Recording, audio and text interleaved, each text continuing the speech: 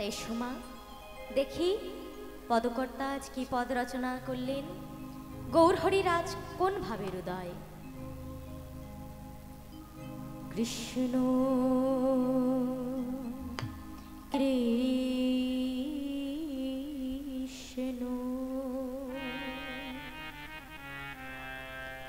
বলি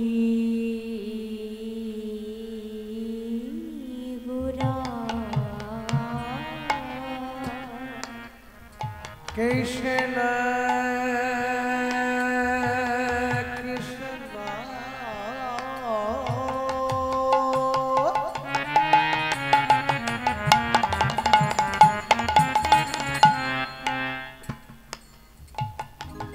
বলে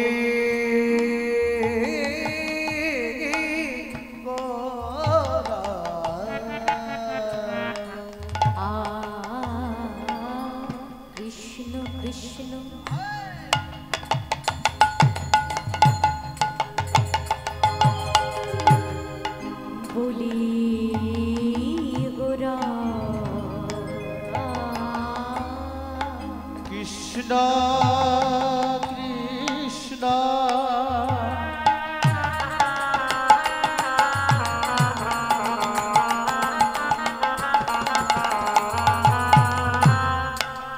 বলি গোরা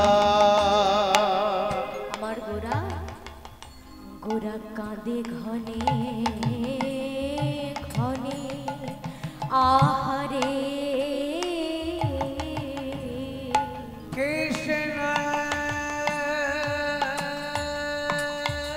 কৃষ্ণ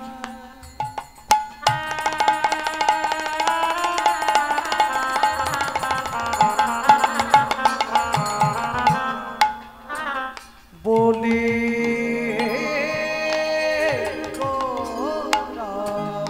গোরা আমার কাঁদে ঘনে ঘনে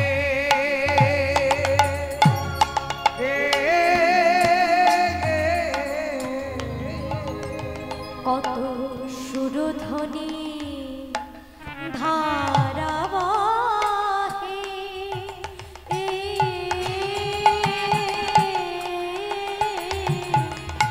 গোরার দুটি নয়নে আহারে সোনা ধানি ধানি ধানি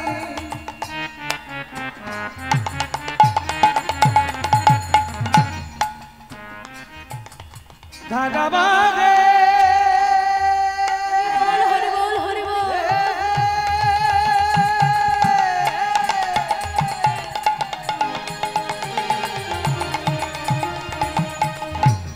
গোরার আমার দুটি নয়নে নয়নে কত সুরধ্বনি রে ধারা বহে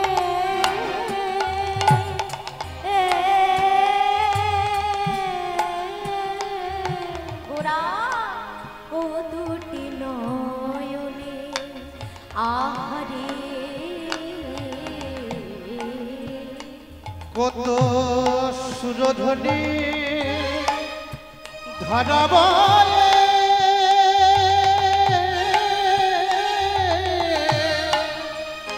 গোরার দুটি নয়নে আহারে গোরাজ কৃষ্ণ কৃষ্ণ বলে কাঁদছে। কেন কাঁদছে?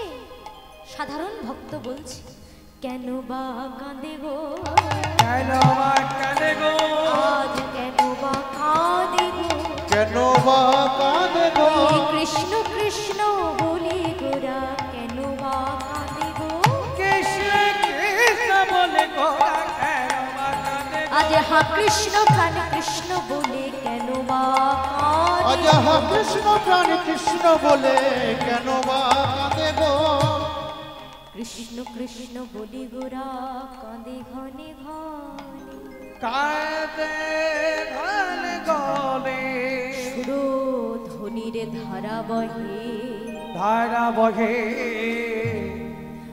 গোড়ার ও দুটি নয়নে। গোনারানা ও দুটি নয়নে। তাহলে মা পদকর্তা প্রথম পদ দ্বারা বললেন, কৃষ্ণ কৃষ্ণ বলি গোরা কাঁদে ঘনে ঘনে। আর কত সুরধ্বনির ধারা বহে গোড়ার ও দুটি নয়নে। অর্থাৎ আজ গৌর সুন্দর আমার কৃষ্ণ কৃষ্ণ বলে কাঁদছে। আর কাঁদলে কি হবে? চোখ দিয়ে জল বেরোবে। তার যে দু চোখ দিয়ে জল পড়ছে সেটা দেখে মনে হচ্ছে যেন সুরধ্বনি গঙ্গার বাড়ি বইছে। সকলে জিজ্ঞেস করছে কেন কাঁদছে, কেন বা কাঁদে গো? পদকর্তাকে যখন জিজ্ঞেস করেছে কেন কাঁদছে, পদকর্তা বলছে কেন কাঁদছে জানো? শোনো শোনো, মনেতে পড়েছে, মনেতে পড়েছে, আজ মনেতে পড়েছে, মনেতে পড়েছে ওই বৃন্দাবন ভাব গোরার মনেতে পড়েছে। মনে পড়েছে, ওই বৃন্দাবন ভাব গোরার মনেতে পড়েছে। ওই বৃন্দাবন ভাব গোরার মনেতে পড়েছে। ঠিক ঠিক ঠিক বলেছো পদকর্তা, ঠিক বলেছো। সেই তো বটে গো, সে তো বটে গো, সেই তো বটে, আর সেই তো বটে গো, নইলেই ভাব হবে কেন? সেই তো বটে গো, সেই তো বটে গো, ও নইলেই ভাব হবে কেন? সেই তো বটে গো। নইলে এ ভাব হবে কেন? সেই তো বটে গো। তাহলে কি বললেন? বলছে কেন কাঁদছে জানো? কারণ আজ গৌর হরি আমার বৃন্দাবনের ভাবে ভাবিত। বলছে বৃন্দাবনের ভাবে ভাবিত হয়েছে, আর বৃন্দাবনের কথা আজ গৌর হরির মনে পড়েছে। তাও মায়েরা, গৌর হরির আজ হঠাৎ বৃন্দাবনের কথা মনে পড়লো কেন? কেন মনে পড়লো? পদ পদাবলীগুলো শুনে পদকর্তা কি বলতে চাইছে সেটা আমাদেরকে বুঝতে হবে। এই যে বলছে মনেতে পড়েছে, আস্তে, বৃন্দাবন ভাব গোরার মনেতে পড়েছে।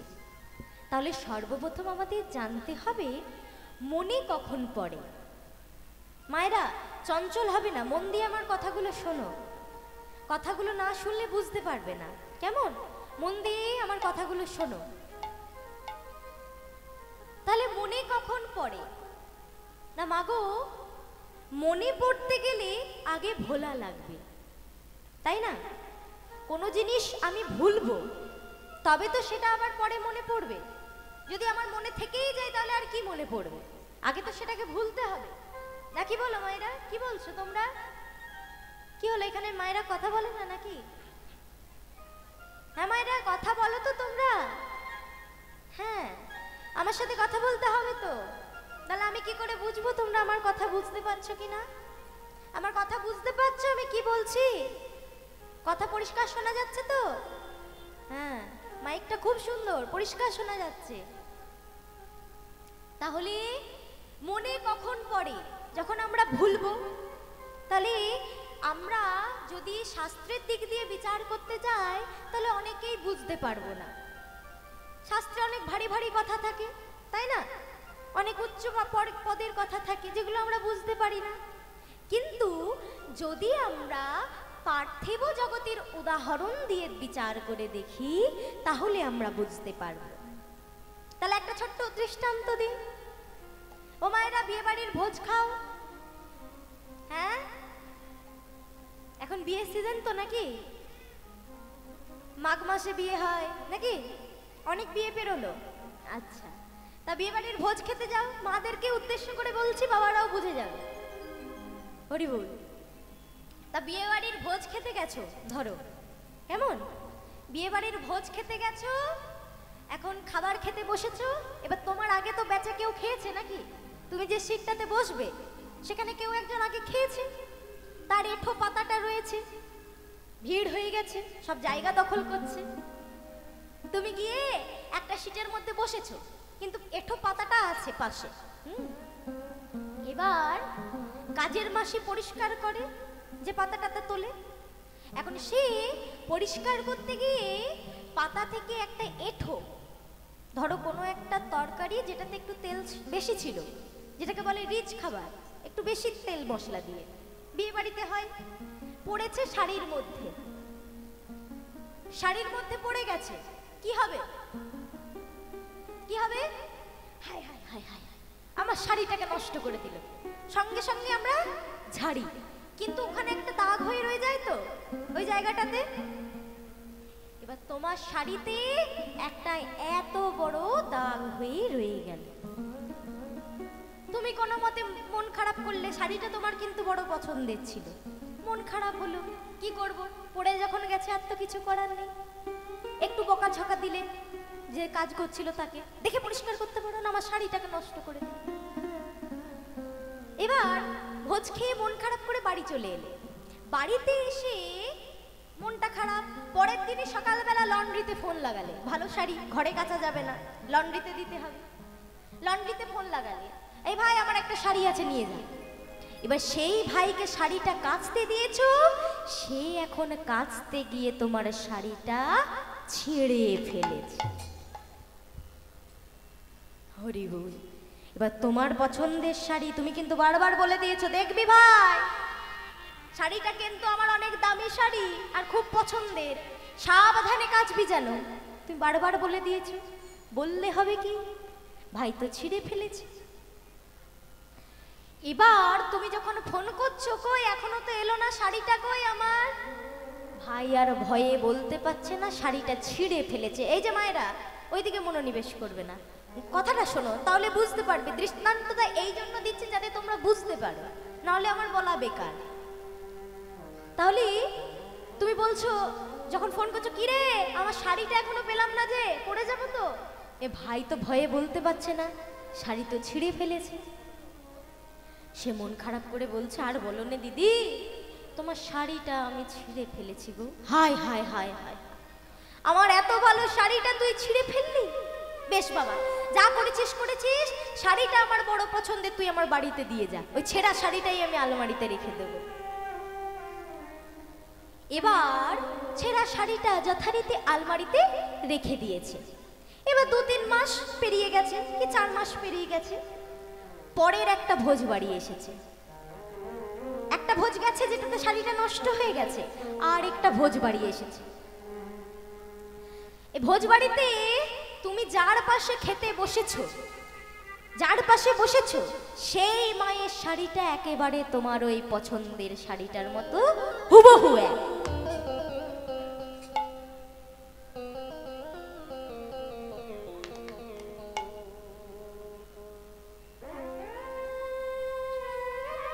সেই শাড়িটা হুবহু এক।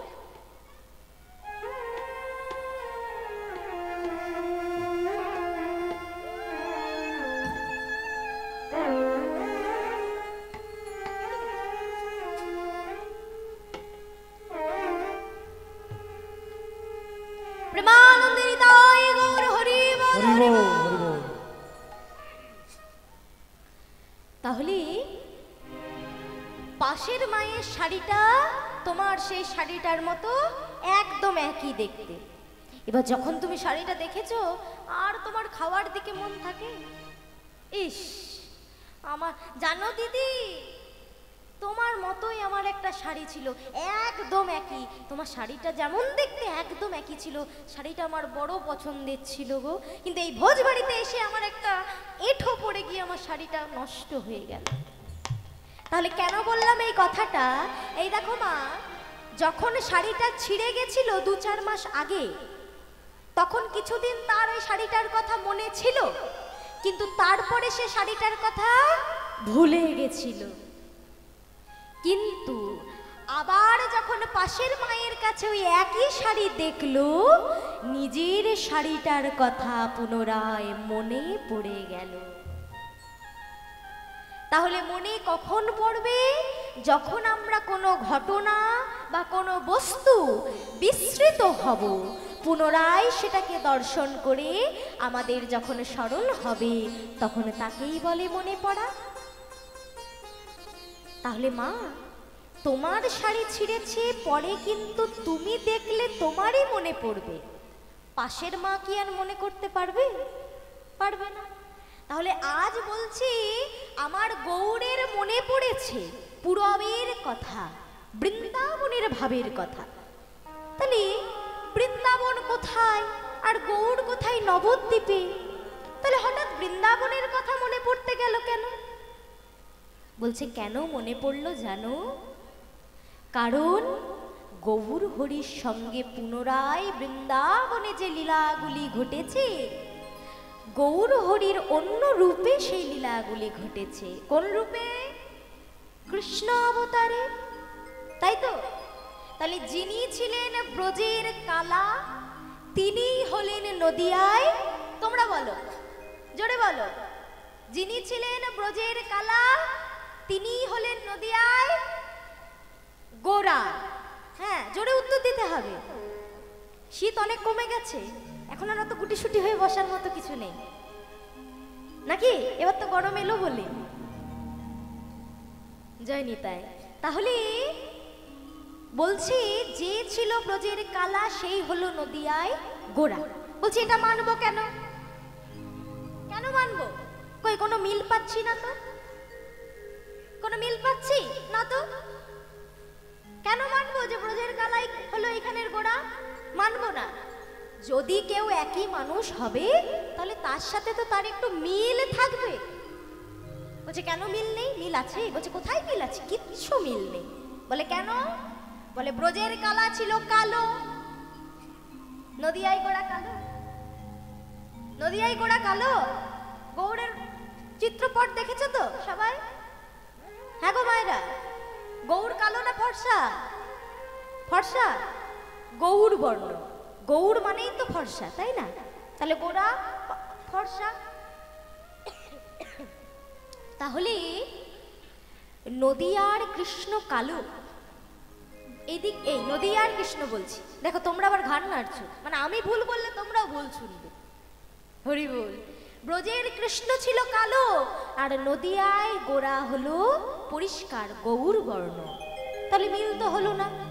আবার ব্রজের কালা ছিল বাঁকা, ত্রিভঙ্গ বঙ্কি মোঠা, কোমরে বাঁকা, ঘাটটা বাঁকা, পাটাও বাঁকা, সব বাঁকা, তাই না? কিন্তু গোরা আজানুলম্বিত ভুজ, লম্বা চওড়া সোজা। মিল পেলাম না তো। বলছে না গো, যে ছিল ব্রজের কালা, সেই হয়েছে নদিয়ায় গোরা। কেন জানো? সে তার রূপটাকে পরিবর্তন করেছে। বলছে রূপ পরিবর্তন করেছে? হ্যাঁ গো।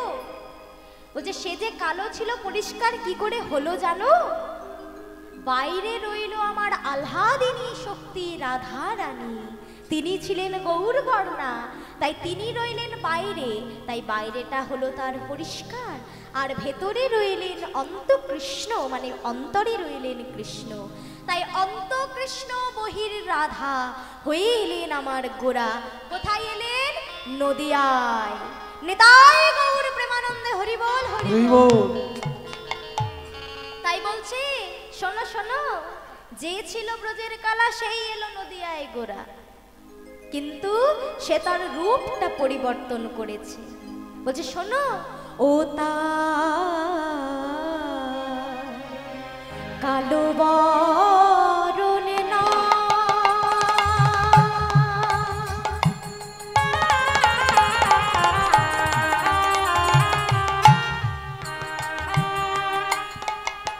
কালো বরণ নয় কেন? কেন নয়? বলে না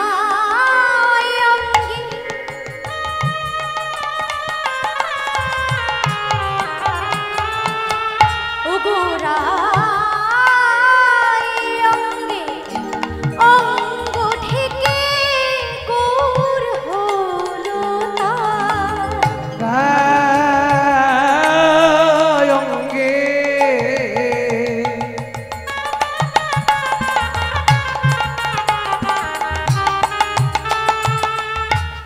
রায় অঙ্গে অঙ্গ থেকে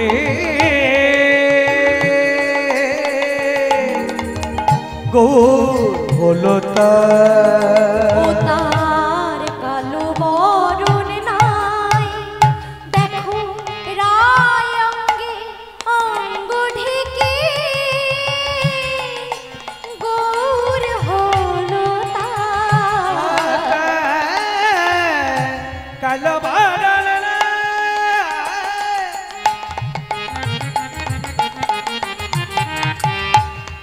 রায় অঙ্গে অঙ্গ ডেকে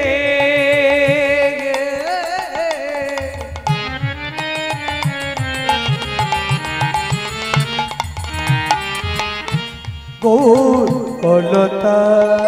তাই বলি শোন শোন, তোরা আয় আয় দেখে যা, একবার দেখে যা। এসেছে ব্রজের বাঁকা কালো শাখা, দেখবি আর মোদিরে সোনার নদিয়া। আয় এসেছে বিদায় গৌর হরি বল, হরি বল। তোদের সোনার নদিয়া এসেছে বোঝের বাঁকা কালো সখা দেখবি আয়, তোদের এই সোনার নদিয়া। ও তার রং ফিরেছে, ঢং ফিরেছে,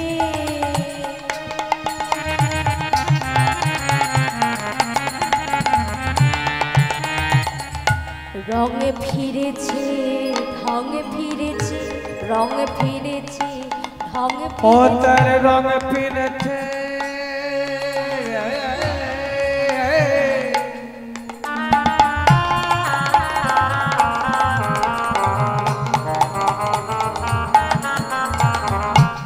হরি বল, রং হরি বল। ফিরেছে রং ফিরেছে ও তার রং ফিরেছে, ঢং ফিরেছে, রং ফিরেছে। রং ফিরেছে রং ফিরেছে আর কি হয়েছে জানো? কালো এখন চিনাদার মোদের সোনার উলন্দরে এসেছে বাজের বাঁকা কালো সখা দেখবে গায়ে তোদের সোনার নদিয়া। এসেছে বোঝের বাঁকা কালো সখা দেখবি আয়, তোদের এই সোনার নদিয়া। তাহলে এই গৌর হরি আজ পুরবের ভাবে ভাবিত হয়েছে, কারণ তিনিই তো কৃষ্ণ ছিলেন। আজ পুরবের ভাব, তাহলে মা পুরবের কোন ভাবে ভাবিত হয়েছে? পদকর্তা বলছে কৃষ্ণ কৃষ্ণ বলি গোরা কাঁদে ঘনে ঘনে। তাহলে মাগো আমি তো আর আমার নাম ধরে কাঁদবো না, কাঁদবো? কেউ কারো নিজের নাম ধরে ডেকে ডেকে কাঁদে? তাহলে গৌড়ের মধ্যে এক তনু দুটি আত্মা, কে কে? কে? রাধা আর কৃষ্ণ। তাহলে আজ যখন কৃষ্ণ বলে কাঁদছে তখন নিশ্চয়ই রাধা ভাবের উদয় হয়েছে। আজ রাধা ভাবে ভাবিত হয়েছে আমার গৌর সুন্দর। রাধা ভাবে ভাবিত হয়ে হা কৃষ্ণ প্রাণ কৃষ্ণ বলে কাঁদছে। মাগো এখানে জীবকে শিক্ষা দিচ্ছে মহাপ্রভু যে ভগবানকে কিভাবে ডাকতে হয়। স্বয়ং নিজে ভগবান হয়ে ভক্তি রস আস্বাদন করবার জন্য প্রত্যেক যুগে রাজা হলেও এই কলিকালে আর তিনি রাজা হলেন না, দীন দরিদ্র ব্রাহ্মণ কুলে জন্মগ্রহণ করলেন। কেন? কারণ একদিন ভগবান কৃষ্ণ রাধারানীকে বলছিলেন, হে রাধে, তোমরা যে আমায় এইভাবে আরাধনা করো, আমায় এইভাবে ডাকো, এত এত ভক্ত কৃষ্ণ কৃষ্ণ বলে পাগলের মতো কাঁদে, তোমরা কি পাও? কি আছে এই ভক্তির মধ্যে? তখন রাধারানী বলেছিল, হে নাথ, তুমি তো কোনোদিন ভগবানের আসনে থেকে ভক্তের ভক্তি বুঝতে পারবে না। তোমায় যদি ভক্তের ভক্তি সম্পর্কে জানতে হয়, তোমায়ও যে ভক্ত হতে হবে। বেশ রায়, তবে আর আমি রাজা হব না, আর আমি ভগবানের জায়গায় থাকব না। এবার আমি ভক্ত হয়ে ধুলাই গড়াগড়ি দিয়ে জানবো ভক্তি কাকে বলে। তাই যখনই বললেন ধুলাই গড়াগড়ি দিয়ে ভক্তি কাকে বলে জানবেন, তখন রাধারানী বলছে, না না প্রাণনাথ, এ যে হতে পারে না। তুমি যদি ভক্ত হয়ে ওই ধুলার মধ্যে গড়াগড়ি যাও, তাহলে ওই যে ধুলার মধ্যে রয়েছে কাকড় বালি, সেগুলো যে তোমার শরীরে বিদীর্ণ হবে প্রাণনাথ। আর আমি যে সেই ব্যথা সহ্য করতে পারবো না। তবে শোনো প্রাণনাথ, তুমি যখন ভক্ত হবেই বলেছ, তখন শোনো, আমি থাকবো তোমার বাহির অঙ্গে। বাইরের যত আঘাত তা আমি সহ্য করব, তুমি থাকবে আমার অন্তরে। তাই অন্ত কৃষ্ণ বহির রাধা। কলির জীবকে শিক্ষা দিলেন চোখের জলে ভগবানকে ডাকতে হয়। কারণ মা, এই কলিকালে ভগবান ছাড়া আর কোনো গতি নাই।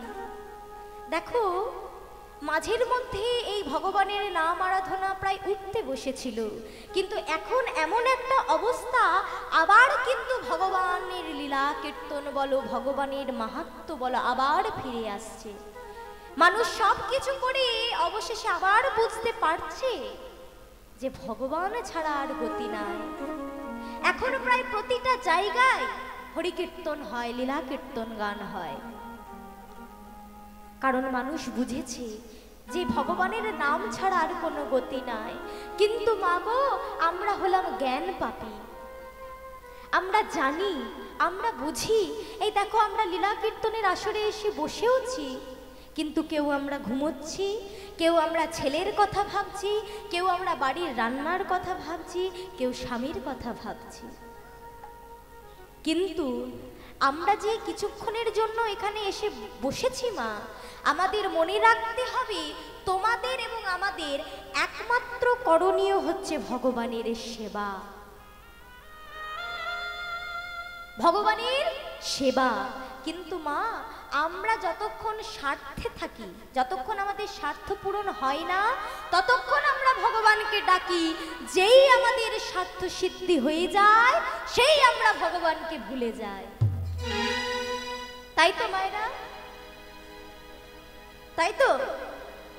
দেখবে মা, ধরো এক বাবার পাড়ার মোড়ে দোকান আছে, পাড়ার মোড়ে দোকান আছে।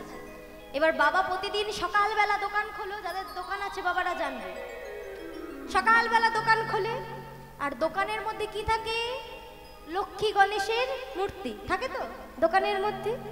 গিয়ে পরে আগে ধূপ দেখায়, দেখায় তো, আগে গিয়ে ধূপ দেখায়। আর ধূপ দেখিয়ে কি বলে? আজকে আমার বিক্রি বাটাটা যেন ভালো হয়। মায়েরা যখন ভগবানের কাছে কোনো মানসিক করছে, কি বলছে? আমার মেয়ের যদি বিয়ে হয়ে যায় আমি হরিনাম দেব। তাহলে ভগবানের সাথে আমাদের কন্ডিশন চলে, যদি দাও তবে দেব, না হলে দেব না। কিন্তু আমরা এটা ভাবি না, আজ যেটা নিয়ে আমরা এত অহংকার করছি, রূপ যৌবন টাকা পয়সা, সেগুলো কি একটাও আমার? সেটা তো তিনিই দিয়েছেন, তবু আমরা তাকে কিছু দিতে পারি না। কারোর যদি দুটো পয়সা হয়ে যায় বাবা, তারা অহংকারে পা পড়ে না মাটিতে। ভগবান, আমি ভগবান মানি না, আমি যা করেছি নিজের যোগ্যতাই করেছি, আমার টাকা আছে। কিন্তু মাগো, শাস্ত্রে কথা বললেন, আজকে যে রাজা কাল সে ফকির, আজ যে রাজা কাল সে ফকির। উদাহরণ বলছে শাস্ত্রে। কি উদাহরণ? চেয়ে দেখো রাজা হরিশ্চন্দ্রের কথা, বয়ে পাবে রাজা হরিশ্চন্দ্রের কথা। অযোধ্যার রাজা ছিলেন রাজা হরিশ্চন্দ্র। অযোধ্যার রাজা, ধর্মিষ্ঠী রাজা, সারা জীবন ধর্মের পথে চলেছে। তাহলে বলবো ছোট করে ঘটনাটা। কেন বললাম আজ যে রাজা কাল সে ফকির? বলবো মায়েরা, শোনো, এগুলো শিক্ষামূলক ঘটনা। এই গল্পগুলো থেকে যদি শিক্ষা লাভ করতে পারো, জ্ঞান লাভ করতে পারো, তবেই এই কীর্তনের আসরে বসে থাকাটা সার্থক মা। অযোধ্যার রাজা ছিলেন রাজা হরিশ্চন্দ্র। তিনি তার রাজত্বে রাজারা মৃগয়া করতে যায় মাঝের মধ্যে। এবার তার গুরুদেব বিশ্বামিত্র মুনি, তিনি তার বাড়ির সামনে একটা ফুলের বাগান তৈরি করেছিলেন। এবার বাগানে গাছ লাগিয়েছে, ফুল গাছ, ফুল হয়েছে, খুব সুন্দর ফুল হয়েছে। এবার অযোধ্যার রমণীগণ যখন সেই বাগানের পাশ দিয়ে পেরিয়ে যায়, একটা করে ফুল তুলে নিয়ে যায়। মেয়েরা একটু, মেয়ে মানুষ দেখবে ফুল একটু ভালোবাসে তো, নাকি গো? হ্যাঁ মায়েরা, ফুল ভালোবাসে তো? হ্যাঁ, মায়েরা আমার ফুল ভালোবাসে, মেয়েরা একটু বেশি ফুল ভালোবাসে। এখন রমণীগণ কি করেছে, একটা করে ফুল তুলে নিয়ে যায়। বিশ্বামিত্র মুনি দেখছে, হায় হায়, এইভাবে যদি সবাই আমার ফুলগুলো তুলে নিয়ে যেতে থাকে, তাহলে যে আমার বাগানটা একদম শূন্য হয়ে যাবে, আর তো দেখতে ভালো লাগবে না। ফুল ফুটে থাকলে যে শোভা হয় সেটা তো আর হবে না। তাই বিশ্বামিত্র মুনি করলেন কি, সেই ফুলের গাছগুলিকে, ফুলগুলিকে মন্ত্র দিয়ে বেঁধে দিলেন, মন্ত্র দিয়ে বেঁধে দিলেন। যে হাত দেবে সে ওই ফুলের সাথে আটক পড়ে যাবে, মানে আটকে যাবে। পরের দিন সকালবেলা রমণীরা তো জানে না, একজন করে ফুল তুলতে যাচ্ছে, আটকে পড়ছে। এইভাবে ফুলের বাগানের ধারে ধারে আমার মায়েরা সব আটকে পড়েছে। এবার পরের দিন মহারাজ যাচ্ছে মৃগয়া করতে সেই পথ দিয়ে। যখন মৃগয়া করতে যাচ্ছে, এদিকে তো এই রমণীরা সবাই চিৎকার করছে, বাঁচাও বাঁচাও, এখান থেকে আমাদের উদ্ধার করো, বাঁচাও। রাজা দেখছে কে চিৎকার করে, গিয়ে দেখছে রমণীরা সব আটক পড়েছে। তখন মহারাজ কি করলেন, নিজের শক্তি দ্বারা তরবারি দিয়ে ফুল গাছগুলি কেটে তাদেরকে মুক্ত করলেন। এবার মায়েরা বিচার করে বলো, রাজা ঠিক কাজ করলো না ভুল? ঠিক কাজ, হ্যাঁ, রাজা ঠিক কাজ করেছে তো। কারণ রাজার ধর্ম কি বাবা? রাজার ধর্মই হচ্ছে প্রজাকে রক্ষা করা। রাজা তার কর্তব্য করেছে, তিনি মৃগয়া করতে চলে গেছে। পরক্ষণে যখন বিশ্বামিত্র মুনি দেখছে, এ কি হলো, আমি এই রমণীদের শাস্তি দিয়েছিলাম, এদের মুক্ত করলো কে? খবর পেল মহারাজ স্বয়ং তাদের ছেড়ে দিয়েছে। খবর যখন পেল, তখন বিশ্বামিত্র মুনি আর এক মুহূর্ত বিলম্ব না করে সোজা চলে গেল রাজপ্রাসাদে। মহারাজ, মহারাজ, যেই না মহারাজের কাছে গেছে, বলছে বলুন গুরুদেব, বলুন গুরুদেব। মহারাজ, এ আপনি কি করেছেন? বলে কেন গুরুদেব, কি করেছি আমি? কেন? আপনি, আমি যাদের শাস্তি দিয়েছিলাম, আপনি তাদেরকে মুক্ত করেছেন কার আদেশে? আপনি জানেন আমি কোন অপরাধে তাদের শাস্তি দিয়েছি? যদি তাই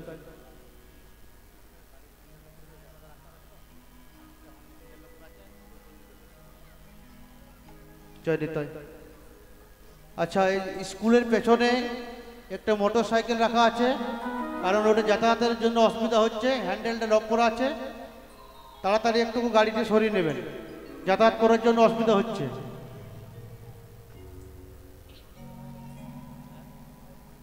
আপনি কেন মুক্ত করেছেন তাদের? তখন মহারাজ তো আচম্বিত, গুরুদেব, কিন্তু আমি তো কোনো অপরাধ করিনি গুরুদেব, আমি রাজা, আমার যে ধর্ম প্রজাকে রক্ষা করা, তারা আর্তনাদ করছিল, তাই আমি তাদের উদ্ধার করেছি, মুক্ত করেছি। আমি কি পাপ করেছি গুরুদেব? এতই ধর্মিষ্ঠী রাজা হরিশ্চন্দ্র আজ কোনো অপরাধ না করা সত্ত্বেও যেহেতু গুরুদেব, তাই গুরুদেবের চরণে ধরে বলছে, গুরুদেব আমি কি তবে কোনো ভুল করেছি? যদি আমি কোনো ভুল করেছি আপনি শাস্তি দিন গুরুদেব। আমি কথা দিচ্ছি আপনি আমায় যে শাস্তি দেবেন আমি মাথা পেতে নেব। শাস্তি স্বরূপ কি দিল জানো মা? বিশ্বামিত্র মুনি মহারাজ হরিশ্চন্দ্রকে বললেন, শোনো রাজন, তোমার যত সম্পত্তি আছে, রাজত্ব আছে, তুমি আমার নামে করে দাও। এতটাই ধর্মিষ্ঠী রাজা ছিলেন হরিশ্চন্দ্র, গুরু বাক্য একবারও লঙ্ঘন করলেন না। সঙ্গে সঙ্গে রাজত্ব সহ সমস্ত সম্পত্তি গুরুকে দান করলেন। এরপরেও গুরুদেব বলছে, শোনো রাজন, আমি তোমার কাছে আরো একটা গুরু দক্ষিণা চাই, তুমি আমায় গুরু দক্ষিণা দাও। হরিশ্চন্দ্র বলছে, গুরুদেব আমার কাছে যে দেওয়ার মতো আর কিছুই নাই গুরুদেব, আমি তো আমার রাজত্ব সম্পত্তি সবকিছু তোমায় আপনাকে দিয়ে দিয়েছি গুরুদেব, আর তো দেবার মতো আমার কাছে কিচ্ছু নাই। কিন্তু গুরুবাক্য তো লঙ্ঘন করা যায় না মা। তাই অযোধ্যার রাজা হরিশ্চন্দ্র রাস্তায় রাস্তায় নিজের স্ত্রী পুত্রকে নিয়ে বেরিয়েছে। রাস্তায় রাস্তায় চিৎকার করছে, দাসী লাগবে গো, দাসী, দাসী চাই, দাসী। ও মা, নিজের স্ত্রীকে বিক্রি করবে বলে দাসী চাই, দাসী চাই বলে চিৎকার করছে। এদিকে একজন পরম বৈষ্ণব সেই পথ দিয়ে আসছিলেন। বললেন, আমার ঘরের কৃষ্ণ সেবার জন্য আমার এক দাসী চাই, আপনি তবে আমায় আপনার স্ত্রীকে দান করুন, বিক্রি করুন। সেই বৈষ্ণবের কাছে নিজের স্ত্রী এবং পুত্রকে বিক্রি করে দিলেন। পরিবর্তে যে কড়ি পেলেন সেই কড়িটা নিজের কাছে রাখলেন। কিন্তু এই কড়িতে যে কিছুই হবে না, তাই কি করলেন জানো মা? চলে গেলেন কাশীতে। কাশীতে গিয়ে নিজেকে কালু ডোম নামে এক ডোমের কাছে অত বড় রাজা হরিশ্চন্দ্র নিজেকেও বিক্রি করে দিলেন। পরিবর্তে যে কড়িটা পেল, দুটো কড়ি মিলিয়ে গুরুকে গুরু দক্ষিণা দিলেন। তাহলে বলো মা, অযোধ্যার রাজা এক সময় ছিল যিনি, তার কি আজকে আর কিছু রইল? তুমি তো নিজের ইচ্ছা মতো খেতে পারবে, ঘুমাতে পারবে, যেতে পারবে, তুমি স্বাধীন, কিন্তু সে যে আজ নিজেকেও বিক্রি করে দিয়েছে। তার স্ত্রীও আজ অন্যের দাসী, তার ছেলেও আজ অন্যের দাস, এমনকি সে নিজেও আজ কালু ডোমের দাস। অবাক হবে শুনলে মায়েরা, যিনি ছিলেন অযোধ্যার রাজা, আজ তার কর্ম কি হলো জানো? শ্মশানে মরা পোড়ানো। ডমের কাজ কি মা? ডোমরা শ্মশানে মরা পোড়ায়। তাহলে ডমের যে দাস হবে তাকে ডোম যা বলবে তাই করতে হবে। তাই কালু ডোমের দাস হয়ে আজ হরিশ্চন্দ্র মরা পোড়ানোর কাজ করতে থাকে। সময় অতিবাহিত হলো। একদিন কি হলো জানো মা? একদিন হরিশ্চন্দ্রের স্ত্রী দেখতে পেল